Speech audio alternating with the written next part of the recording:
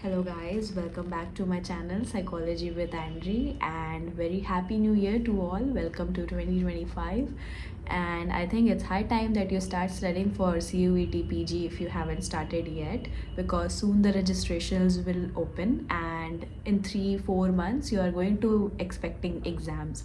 So 3-4 months is plenty of time to start studying for CUET-PG, to prepare well for CUET-PG. It is not that tough of exam, and in upcoming videos we are going to talk about the exact exam pattern. But today the focus of our video is how to make notes. Like, I get a lot of questions from students that Didi, how should we make notes? We are unable to remember information, and we are like taking a lot of time in making notes. So in this video I'm going to answer all those questions, and I hope this is going to help you make your good notes. So let's get started. So it is very sad that when I see grown-up adults don't know how to make their own notes, because our education system does not actually teach us how to make notes. They tell us how to copy paste the information that you're getting from the teacher and just write it up everything in exam and forget about it. They don't teach you how to actually have a concept clarity and how to make your own notes that show that you have a concept clarity. So I also learned this thing while I was studying for CUET PG, because in competitive exams you cannot just copy paste everything, because there's nothing to copy paste. There are MCQs, right? So to solve MCQs you need to have a good concept clarity. And how do you have concept clarity? By studying the concepts really well with focus and attention. So first rule is, don't use registers. When you use registers, sometimes you are studying one topic, then you want to switch to another topic, but you are like, if I'm going to write one topic after another, everything's going to mix up, and how will I revise it? There is nothing categorical when you study in registers. So I suggest that you buy these A4 size sheets, random A4 size sheets, and just have a notepad and make notes on it. Like, I am studying research right now, so I'm making notes of research here. Behind this there are notes for personality, so I keep everything in a category. I put the label that the research notes are here, then personality notes are there. So this makes your notes organized. For each topic, all the resources that you have referred, one category of notes you have at one place. So this helps you having a categorization of your notes. So that's why I don't use registers, and I would suggest that don't use registers. Use free A4 size sheets which are not binded together, and just put them in a file. I have a ring binder file for CUET-PG file, CUET-PG notes. In this file I have notes for all the chapters, and I have referred to Cicerelli, sometimes Barron, sometimes have Samalik videos, Power Within, IGNU notes, and from wherever I have read about one topic, I just wrote it in a sheet of paper, whatever I understood, whatever the main concepts I think that are necessary for me to remember, I have categorized it at one place. So you need to answer this question to yourself: why are you making notes? Okay, it is very important to know why you are making notes. Like, when you are writing an exam, you are writing 5 to 10 pages for one answer, but you have studied only one page for it. How is your mind able to create things on its own? Because your mind has a concept clarity on that topic. That's why your mind is able to create examples while you're writing the exam, right? You add examples, you add some stories, you add like information, introduction of the topic. How are you able to do all those things? Because you have a concept clarity of the topic, and making notes is very crucial to concept clarity. So our mind naturally wants to make everything simpler. Okay, our brain does not like complex information, so we make notes to make a paragraph simple to our understanding. Okay, third thing is that making notes should be making large information short. Okay, that's your goal while making the notes. Okay, so the reason that it is taking a lot of time and effort for you to make notes is because you are writing down everything that you're looking at. You are not supposed to do that. Like suppose you are studying the top down approach. Okay, so top down approach, what basically it says, like in textbook there will be giving a lot of paragraphs and top down means this and that and blah blah blah, but what it actually is, it is just parts, no, the whole to parts. That's what the approach means, that you are looking at something from the whole and then you're disintegrating it into parts, right? So you're looking at the chair, you know it's a chair, and then you are seeing that okay, it's a brown chair with 4 legs, okay, it has this design, that design, it has pink cushion on it. So that is top down processing. You're looking at the whole and then disintegrating it to parts, right? So while making notes, you are not going to write everything you are studying for top down processing. You're just going to name a heading, top down processing, whole to parts, and whoever gave this concept if it's mentioned over there, right? So this is how you make notes. You make the large information into very simple parts. And how do you make it into a simple parts in a short, in how do you make a large information short? By actually understanding it. A lot of times we don't understand it, right? We just like, we read the paragraph, we're like okay, I got it, and then start writing it down. No, it shouldn't work like that. You should add examples to it. You should add real life stories, things that connect with you. Okay, the chair, I can see a chair in front of me, and that's why I thought of that example. So I'm making associations, I'm making connection with the environment while studying.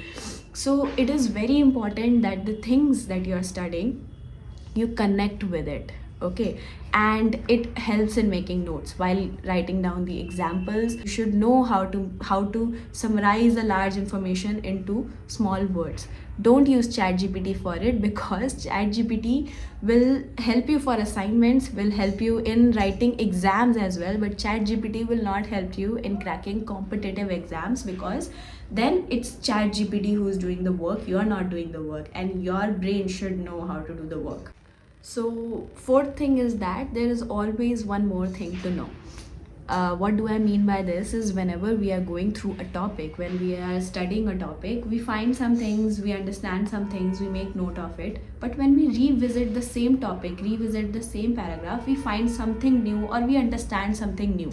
Why this happens? This happens because our brain has the natural capacity to process things. We process information consciously and subconsciously, which is why sometimes we have that aha moment or insights, right? When suppose me and my friend are having a conversation, she said something, I don't really react to it at that point of time, but while eating I was thinking about it, it just came to my mind and I understood, okay, she meant that. And then I text her ki, okay dude, I did not respond at that time, blah blah. So why does this happen? Because your brain is constantly processing the information that you're getting from the environment. Whatever you're studying, whatever the new concepts you are learning, it is getting processed in your brain, and it takes time for your brain to understand the concept, to learn or grasp on new things. Okay, this is why sleeping is very important, because during sleep the memory, the information that you process, the information that you learn gets consolidated means it gets deep, leached into your brain. So it's very important to have a proper sleep. But what I really mean is that whenever you reread a paragraph, whenever you revisit a topic, you find something new or you understand better, you understand something new, it's because your brain is constantly processing information. This is why I keep telling my students that you should always focus on starting. Don't think you'll learn everything in one day, or you'll make all the notes in one day, or you'll do it perfect at the first time. It will not happen like that. Your brain doesn't work like that. Your brain needs time. Your brain needs time to grasp on new information. That is why I ask people to start for CUET preparation 3-4 months, 6 months back, because your brain needs time. Okay, even though starting now will not be a bad choice, or it's not going to hamper your preparation, it's just that the sooner you start, the more time you have for your brain to adjust to things. But it's okay if you still start. And yeah, This is why revisiting a topic, you learn something new, and while learning something new, whatever notes you already made, you can add points there, which is why plain A4 size sheets are helpful, because there's always some space left here and there around one topic where you can tinily write something new that you understand in the topic. Okay, and your notes should always be in your own language. It should never be in book language, and it doesn't mean that you don't write anything that book has said. Some things are technical, like if you are going to write the definition of a cell, that's technical, okay, and then you have to use the book's language. But for most of the parts, it should be in your own language, okay, and it should be key points. It shouldn't be like the whole sentence, whole complete structured sentence you are writing. No, just the key points, that heuristic means rule of thumb, not like heuristics are the mental sets that help you do blah blah blah problem solve. No, heuristic, rule of thumb, whatever the key points I have under one topic, I just write it down as notes. And the main thing that is that as much as you make notes, your notes get shorter with time. You need smaller cues to remember the information or recall the information. Okay, just by looking at one word, you'll be able to recall the whole page that you have read for that particular topic. Why does this happen? Because you have given your brain time to process information, to learn information, and through each revisiting the topic, it just gets into your long term better, and you need lesser cues to recall that information. So my goal has always been that whatever notes I'm making, I should be able to summarize it all in one page. I have done this with the learning. I'll show you how does it look. It looks very crappy but only I can understand it. So that's, see here, everything, I have said this in my previous video as well, it's the whole chapter of Cicerelli. It's the whole chapter of Cicerelli that I have read, and it's there in just in one page. Okay, how was I able to do this? Because I already knew this concept so well, I learned this concept so well, that I don't need much words to recall what all I have studied in that topic. Okay, and this happened because I keep going back to the same topic again and again whenever I thought that I'm forgetting something. Most students tell me that we don't remember things. How do we remember things?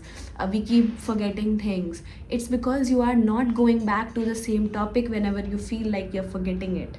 Okay, have you studied the Hermann Ebbinghaus forgetting curve theory? If you don't revisit the topic, you will likely to forget it. Okay, so there are interval of time that you should revise it. Revising, if you're studying it and not revising it, if you're not making association connections with your existing information, then studying means nothing. Okay, it's just you're wasting your time. Okay, so revising is absolutely crucial while you're studying for competitive exams, because if you don't retain the information, there's no point of studying the information. Okay, okay, yeah, so always and always have an itinerary or a flow chart of all the topics that you have studied.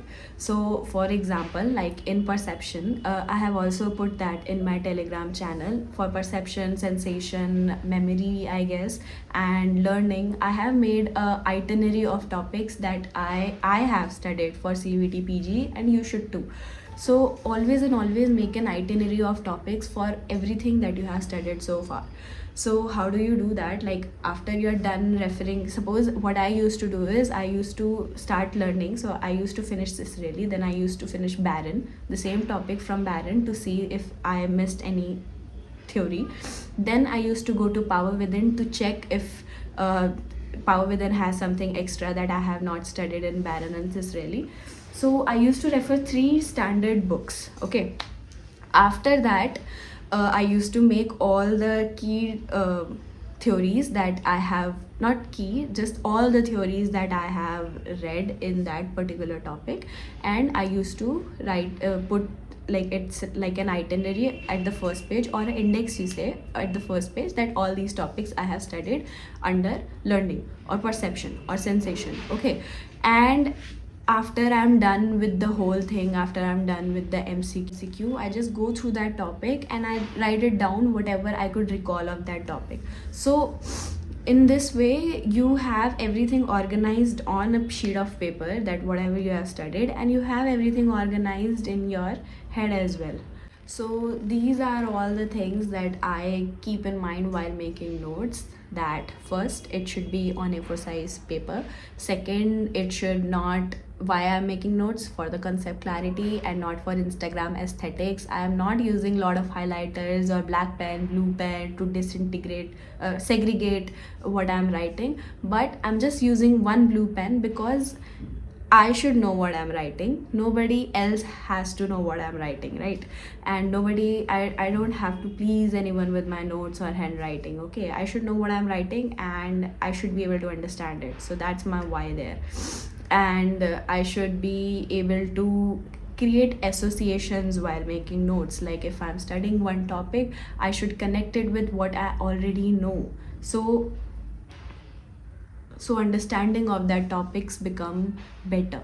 Okay, then I always make sure that I revisit those topics. I make sure that I make an itinerary of all the topics that I have read and made notes for. So these are the points that I keep in mind while making notes, and I hope you do too. I hope it helps. I'm also going to attach one PDF of notes that I made for sensation. Maybe that will help you better. It's the best notes that I made so far. And I hope it will be able to help you. And comment if you need any more suggestions on to how to make notes. And I hope this video helps. In next video we are going to talk about the exam pattern of CUET-PG and how to go about the preparation if you have not started yet. So bye bye, see you in next video.